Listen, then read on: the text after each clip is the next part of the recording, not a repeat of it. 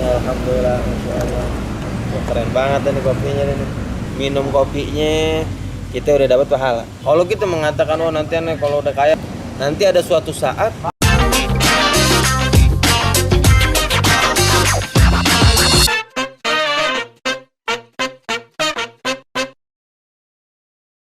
karena orang yang memberi itu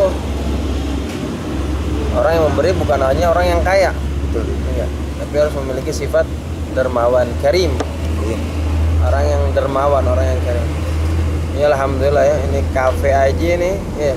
Ini aja udah baik ya, San. Nah, mengajak orang lain untuk belajar untuk bersedekah. Artinya saat kita bersedekah itu nggak perlu ya saya harus jadi orang kaya dulu baru sedekah, enggak. Justru kita sedekah tersebut menjadikan kita orang yang kaya. Kalau kita mengatakan oh nanti aneh kalau udah kaya baru aneh sedekah, kapan kayanya? Kapan kaya? Belum tentu. Apa kayanya belum tentu ya. Nanti sedekah itu tunda-tunda. Makanya kata Nabi SAW di dalam orang yang bersedekah dan memang pahala sedekah ini luar biasa.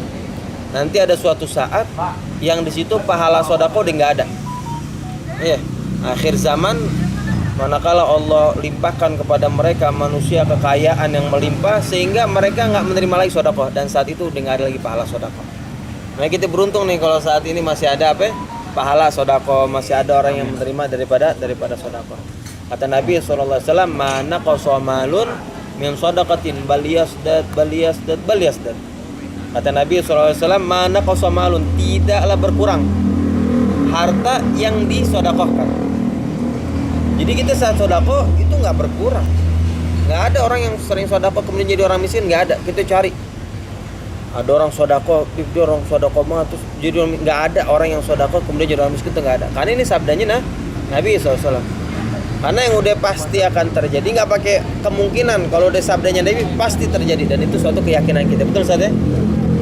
Baliyasdad. Kata Nabi akan bertambah.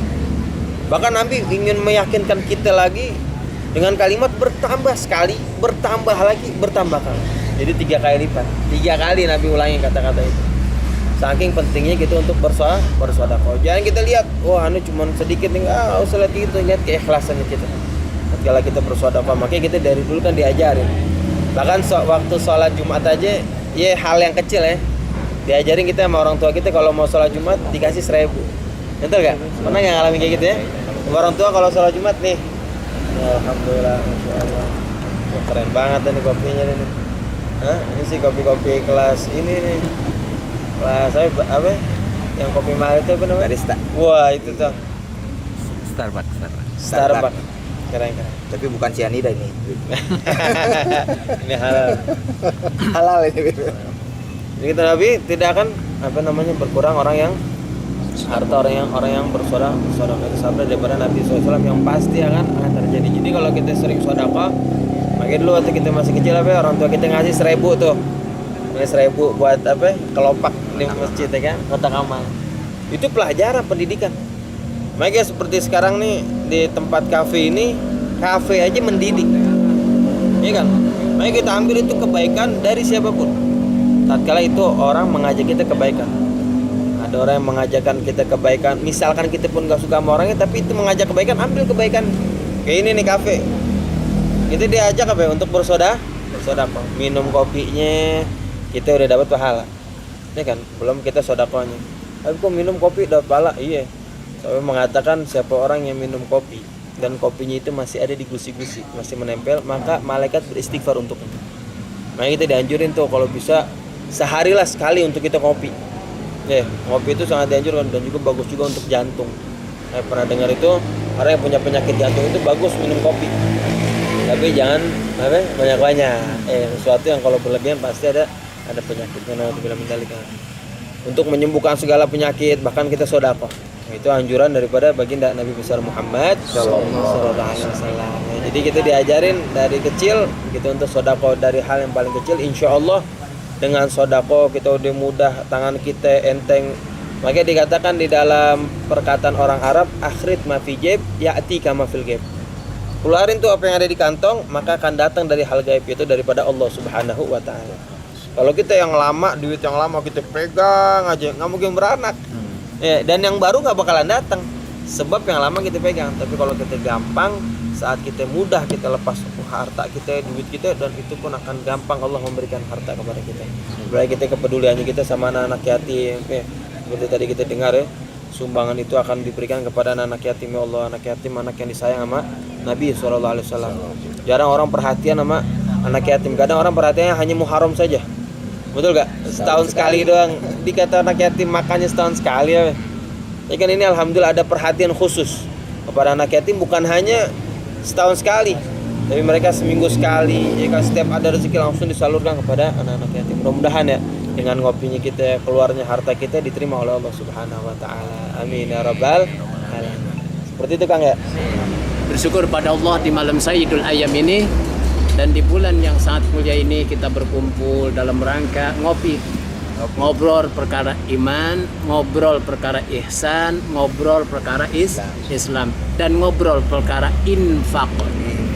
Alhamdulillah, al-syukur wa syukur ala ni'amillah. Mudah-mudahan dengan berkah wasilah kita duduk bersama dengan Duriyah Rasul Al-Habib Husain Alatos, kita semua oleh Allah Subhanahu wa taala dipanjangkan umur dalam taat ibadah pada Allah. Amin. Dan segala cita-cita kita, baik hajat dunia, hajat akhir Allah kabulkan. Dan semoga ini tempat di kafe oleh Allah Subhanahu wa taala jadikan kafe berkah. Amin. Pengunjungnya jadi pengunjung yang berkah.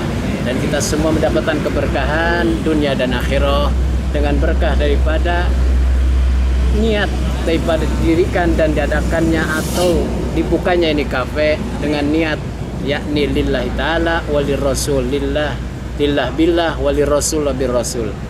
Ya, mudah-mudahan dengan apa yang diniatkan di bukaan ini oleh Allah Subhanahu wa taala kita semua diistiqomahkan dengan selalu kita melakukan amal soleh, dan oleh Allah Subhanahu wa taala segala musibah Allah jauhkan.